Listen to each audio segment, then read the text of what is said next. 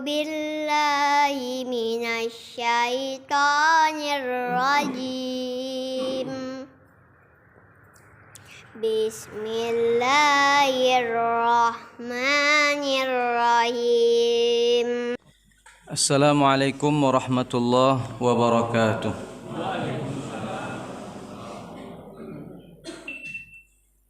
Bismillah, walhamdulillah, wassalatu wassalamu ala rasulillah wa ala alihi wa sahbihi wa mawalah.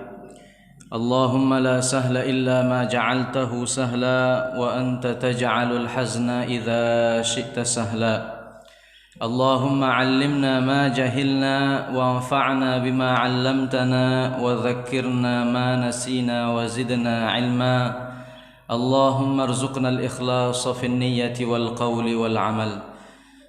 Kita niatkan ikhlas karena Allah Ta'ala di majlis ilmu ini, dan kita niatkan i'tikaf selama berada di dalam masjid. Bapak Ibu jamaah salat subuh yang dimuliakan oleh Allah Ta'ala, syukur kita kepada Allah Subhanahu wa Ta'ala atas limpahan nikmat rahmatnya kepada kita semua, terutama nikmat iman dan nikmat Islam yang tiada duanya. Salawat dan salam mari selalu kita hadiahkan kepada baginda Nabi besar Muhammad sallallahu alaihi wasallam. Assalatu wassalamu alaika ya sayyidi ya Rasulullah. Assalatu wassalamu alaika ya sayyidi ya Habiballah. Bapak Ibu sekalian, sidang jamaah salat subuh rahimakumullah. Insyaallah ta'ala pagi ini kita akan lanjut kaji tentang materi yang berkaitan dengan akidah. Yang sebelumnya sudah kita bahas dengan muqaddimah mukhtasarah, ya, muqaddimah yang ringkas tentang seputar apa itu akidah dan apa saja yang hal-hal yang dibahas dalam masalah akidah Islamiyah. Insyaallah ta'ala pagi ini kita akan membahas tentang hadis yang sangat masyhur yang berkaitan dengan akidah, dengan keimanan. Hadis yang diriwayatkan oleh Al-Imam Al-Bukhari dalam sahihnya, hadis yang disebutkan oleh Al-Imam Muslim, hadis pertama dalam Kitabul Iman dalam sahih Muslimnya, hadis yang disebutkan oleh Al-Imam An-Nawawi dalam Al-Arba'in An-Nawawiyah pada hadis yang kedua, yaitu hadis yang dikenal dengan hadis Jibril. Jadi nama hadisnya itu hadis Jibril. Jadi hadis itu juga ada nama-namanya tersendiri, ada gelar-gelarnya. Memang tidak semuanya, tapi ada beberapa hadis karena kondisi atau yang sababul wurudnya pada kondisi-kondisi tertentu atau berbicara tentang suatu perkara tertentu, kemudian hadis itu masyhur, dikenal dengan nama kejadian dan perkara itu. Salah satunya adalah hadis Jibril. Hadis Jibril ini berkaitan dengan peristiwa di mana diriwayatkan bahwa datang seorang laki-laki yang berbaju putih, tidak ada asar perjalanan jauh, bersih, bercahaya, datang kepada Nabi sallallahu alaihi wasallam, di mana Nabi ketika itu sedang bersama sahabatnya, beberapa atau sebahagian sahabatnya. Di dalam hadis itu malaikat Jibril bertanya tentang Islam, tentang iman, tentang ihsan, dan beberapa pertanyaan-pertanyaan yang kata Nabi sallallahu alaihi wasallam, malaikat Jibril datang itu untuk mengajari kalian tentang perkara-perkara agama kalian. Begitu Nabi sallallahu alaihi wasallam memberitahukan beberapa sahabatnya yang terheran-heran. Orang yang tidak dikenal tiba-tiba duduk di hadapan Nabi sallallahu alaihi wasallam bertanya kemudian membenarkan jawaban daripada Rasulullah. Begitu herannya. Ya Muhammad, akhbirni anil Islam, kata malaikat Jibril. Kemudian Rasulullah sallallahu alaihi wasallam menjawab, al-Islamu an tashhada an la ilaha illallah wa anna Muhammadar Rasulullah wa an tuqimus shalah wa ta'tuna zakah wa ta'tuna zakah wa tasuma Ramadan wa tahujjal bait. Sadaqta. Kemudian setelah mendapat jawaban dari Rasulullah, laki-laki tadi yang tidak lain adalah malaikat Jibril, engkau benar. Jadi sahabat itu heran ya dengan kejadian itu. Jadi malaikat Jibril bertanya tentang Islam, bertanya tentang iman, apa itu iman, bertanya tentang ihsan, kemudian bertanya dengan perkara-perkara yang berhubungan dengan akhir zaman atau yaumul qiyamah.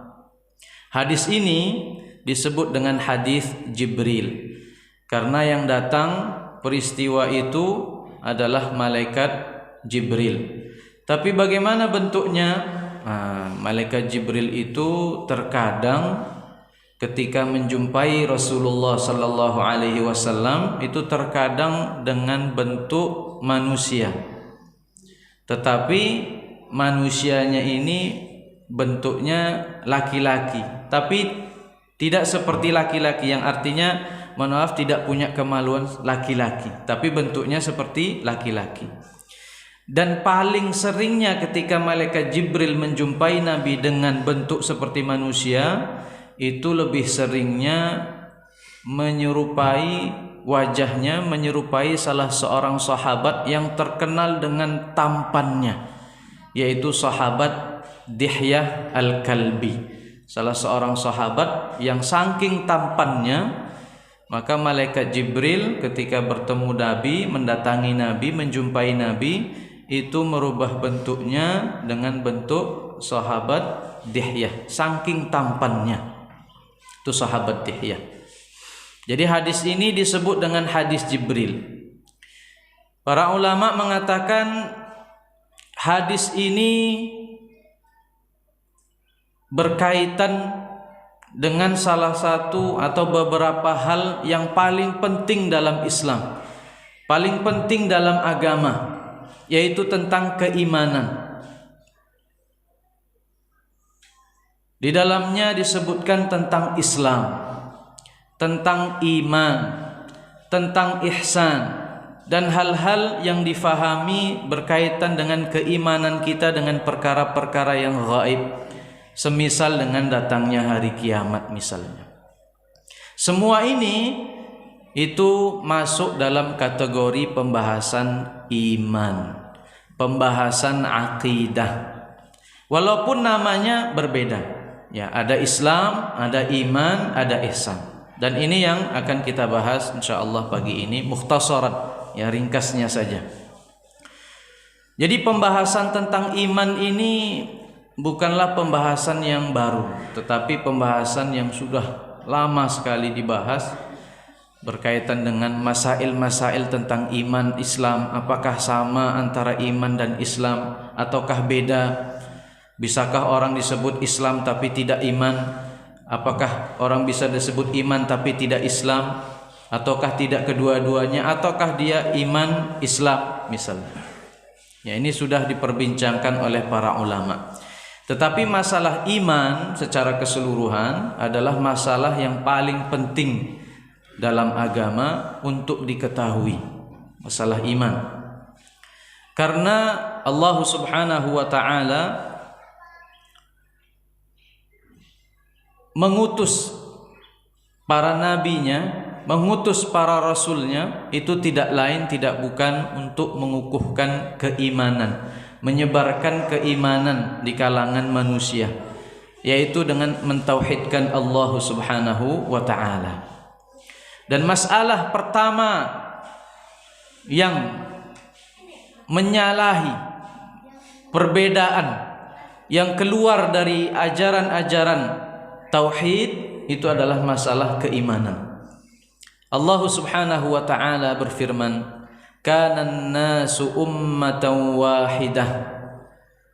Dulu kata Ibnu Abbas radhiyallahu anhu, makna ayat ini kana nasu ummatan wahida, mulai dari zaman Nabi Adam sampai zaman Nabi Idris, kanu alal Islam, mereka semua alal Islam, dengan makna beriman kepada Allah Ta'ala, mentauhidkan Allah. Faba'asallahu an-nabiyyina mubasyirina wa munzirin. Kata Ibnu Abbas, summa ikhtalafu, kemudian setelah datangnya Nabi Idris, muncullah syaitan, iblis yang mempengaruhi umat di kala itu. Kemudian mereka musyrik, menyembah selain Allah, menyekutukan Allah Subhanahu wa taala. Maka di sini pembahasan tentang Nabi Nuh alaihi salam diutus kepada mereka untuk memperbaharui, membawa mereka kembali kepada keimanan, mentauhidkan Allah Subhanahu wa taala. Itulah pertama kali penyelewengan akidah, keimanan yang ada di muka bumi ini. Bapak Ibu sekalian yang kami muliakan, kenapa penting masalah iman ini? Kenapa sebegitu pentingnya perlu diketahui, perlu dibahas? Karena iman ini berkaitan dengan ibadah-ibadah selainnya. Iman itu ibadah, amal. Tapi iman ini menjadi patokan sahnya ibadah-ibadah yang lain. Ketika rusak iman seseorang, maka ibadah-ibadah yang lainnya itu tidak akan berarti apa-apa. Ibadah-ibadah yang dilakukan tanpa adanya iman, Islam, dalam syariat kita, dalam agama kita, perkara-perkara ibadah yang dilakukan tanpa adanya iman itu bukan hanya sekedar diterima atau tidak diterima, berpahala atau tidak berpahala, tapi menjadikan amal itu, amal ibadah itu menjadi tidak sah. Allah Ta'ala berfirman di dalam Al-Quran, man amila salihan, orang yang beramal soleh, min zakarin au unsa, baik dari kalangan laki-laki ataupun perempuan, wa huwa mu'minun. Nah, kalau dalam ilmu nahu, wa huwa, wawunya ini waw haliyah, artinya apa? Orang-orang dari kalangan laki-laki ataupun perempuan, ketika dia beribadah, melakukan amal soleh, itu dalam kondisi beriman kepada Allah Ta'ala. Apa yang mereka dapatkan? Falanuhayyiyannahum hayatan thayyibah. Disitulah Allah akan membalas, memberikan pahala, memberikan jaminan surga, memberikan balasan-balasan yang agung yang akan dia dapatkan di akhirat nanti. Jadi syarat sahnya ibadah, syarat diterimanya ibadah itu adalah keimanan yang sahih, akidah yang sahih. Al-Imam Al-Ghazali menegaskan di dalam kitabnya Ihya Ulumiddin, kata beliau, la tasihhul ibadah illa ba'da ma'rifatil ma'bud. Ibadah seseorang tidak akan sah kecuali dia sudah ma'rifatul ma'bud, mengenal yang disembah. Siapa yang dia sembah? Bagaimana mengenal Tuhan yang disembah? Itulah iman, itulah keimanan, itulah Islam yang dibahas dalam hadis Jibril. Ya, jadi dalam hadis Jibril ini dibahas tentang Islam, tentang iman, dan tentang ihsan. Apa itu iman? Ya, kita akan membahas tentang apa sih hakikat iman dan hakikat Islam.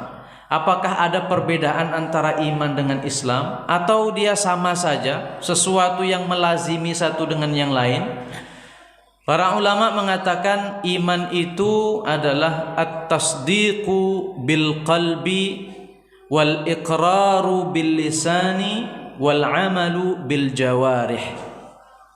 At-tasdiqu bil qalbi maknanya meyakini dengan hati, membenarkan dengan hati. Rasulullah sallallahu alaihi wasallam membawa tauhid, mengesahkan Allah. Beriman tidak dia dengan Nabi? Yang pertama dilihat adalah meyakini tidak tentang ketuhanan Allah Ta'ala, meyakini tidak tentang keesaan Allah. Kalau dia meyakini itu, maka dia disebut beriman, mengimani, ya, disebut dengan mengimani. Kemudian wal iqraru bil lisan, keimanan itu bukan hanya terletak di dalam hati saja, tapi dia harus dibuktikan. Al iqraru bil lisan, harus dibuktikan dengan lisan, diucapkan dengan lisan, pengakuan dengan lisan. Bagaimana itu? Dengan persaksian bahwa tidak ada Tuhan yang berhak disembah kecuali Allah Ta'ala, dan Nabi Muhammad adalah utusan dan Rasul Allah Subhanahu wa Ta'ala. Dua-duanya harus ada. Maka para ulama mengatakan tidak cukup hanya di dalam hati tanpa diucapkan, dan tidak cukup juga sebaliknya hanya diucapkan tanpa diyakini. Oleh karena itu, paman Nabi sallallahu alaihi wasallam yaitu Abu Talib, ketika menjelang wafat, ketika ingin meninggal, Nabi sallallahu alaihi wasallam merayunya supaya dia mengucapkan, supaya dia menuturkan, mempersaksikan dengan lisannya, didengar oleh Nabi bahwa dia, Abu Talib, bersaksi bahwa tiada Tuhan yang berhak disembah kecuali Allah dan Muhammad adalah utusan Allah. Kalau dalam hati Abu Talib mungkin sama dengan orang-orang Arab jahiliyah atau Yahudi yang lain. Mungkin Abu Talib di dalam hatinya mengimani, membenarkan Nabi, dan itu nampak dari perbagaimana pembelaan Abu Talib kepada Nabi Muhammad. Tetapi kenapa kok begitu kerasnya Rasulullah sallallahu alaihi wasallam memaksa Abu Talib supaya mengucapkannya? Para ulama mengatakan karena tidak cukup hanya dengan hati saja, harus diucapkan dengan lisan. Karena iman itu harus ada dua-duanya, diyakini dalam hati, dibenarkan dengan hati, dan diucapkan dengan lisan. Kalau masalah meyakini Nabi Muhammad sebagai Nabi, Abu Talib meyakini itu. Dan orang-orang Yahudi pun, ya seperti diberitakan, ya'rifunahu kama ya'rifuna abna'ahu. Mereka itu orang-orang Yahudi kafir Quraisy tahu kalau Nabi Muhammad itu seorang nabi, tahu Nabi Muhammad itu benar ucapannya, jujur orangnya, tidak mungkin berdusta. Mereka sendiri yang menggelari Amin, Al-Amin, yang dipercaya. Mereka tahu pasti bagaimana di kitab-kitab mereka itu menyatakan tentang tanda-tanda kenabian akhir zaman yang itu ada pada diri Nabi. Tetapi karena sifat takaburnya, mereka tidak mau mengimani. Dengan agama barulah, menyalahi nenek moyangnya dan lain sebagainya. Dan bahkan ada sebagian orang Yahudi di Naisabur namanya, mereka itu meyakini bahwa Nabi Muhammad menjadi seorang nabi dari Allah, seorang nabi, dan mereka meyakini kalau Al-Quran itu turun wahyu dari Allah Ta'ala. Tapi mereka nggak mau beriman dan mengikut Nabi. Alasannya kenapa? Karena menurut mereka Nabi Muhammad itu nabi yang diutus khusus hanya untuk orang-orang Arab. Sedangkan Yahudi Naisabur bukan orang Arab, makanya mereka nggak mau ngikut. Apakah mereka disebut mukminun, muslimun? Tidak. Nabi tidak menyatakan mereka sebagai orang-orang Islam. Sehingga ketika Abu Talib tadi, kita kembali ke Abu Talib, tidak mengikrarkan dengan lisannya, ketika meninggal datang Sayyiduna Ali radhiyallahu taala anhu wa karrama wajha, datang kepada Nabi, "Ya Rasulullah, inna ammaka syaikhud dhalla, inna ammaka asy-syaikhud dhalla qad mat. Dalam satu riwayat, ya Rasulullah, paman engkau orang tua yang sesat itu, ad-dhall dengan maknanya, sudah meninggal. Dan dalam satu riwayat disebutkan inna ammaka syaikhal kafir qad mat. Sesungguhnya paman engkau yang kafir itu sudah meninggal.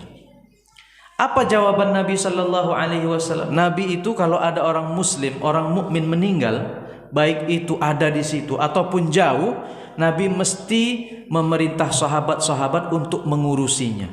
Kalau jauh, untuk mensolatkan salat ghaib, seperti pada Raja Najasyi, Al-Ashamah, Raja Najasyi yang masuk Islam dan bagus Islamnya dan sempurna Islamnya. Ketika wafat diberi wahyu Nabi Muhammad bahwa Ashamah Najasyi ini wafat. Kemudian Nabi mengatakan, matal yaum akhukum rajulun salih. Hari ini salah seorang saudara kalian, seorang yang soleh, laki-laki soleh telah meninggal. Maka Rasulullah memerintahkan untuk salat ghaib. Tetapi pada perkara kejadian Abu Talib, Rasulullah tidak memerintahkan itu. Rasulullah hanya mengatakan idhab fawari, ya udah pergi kuburkan saja. Para ulama mengatakan bahwa al-iman itu harus ada dua, at-tasdiqu bil qalbi wal iqrar bil lisan. Adapun al-amalu bil jawarih, beramal dengan anggota tubuh, itu merupakan kesempurnaan daripada iman. Kesempurnaan, yaitu dengan melakukan ketaatan-ketaatan, amalan-amalan ibadah yang wajib, itu adalah kesempurnaan. Adapun Islam, ya, karena iman ini ada hakikat apa itu iman, apa itu Islam, dan iman itu juga ada sifatnya, sifat iman. Bagaimana sifat iman? Bisa bertambah, bisa berkurang, bisa kuat, bisa lemah. Ya, dan juga yang berkaitan dengan keimanan, apa sih hal-hal yang bisa menguatkan keimanan, apa hal-hal yang bisa melumpuhkan, mengurangi, ya, melemahkan keimanan, ya. Maka pembahasan itu panjang. Kemudian apa sih hakikat Islam itu? Para ulama mengatakan Islam itu sesuai dengan namanya Islam, ya. Maknanya alistislamu walinqiyad. Alistislamu walinqiyad. Islam itu kita berserah diri, mempasrahkan urusan kita kepada Allah, disertai dengan inqiyad. Inqiyad itu apa?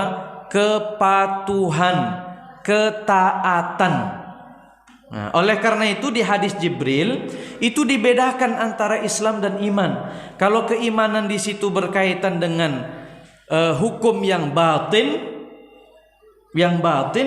dalam hati, dan Islam itu hukum yang zahir, yang maknanya apa?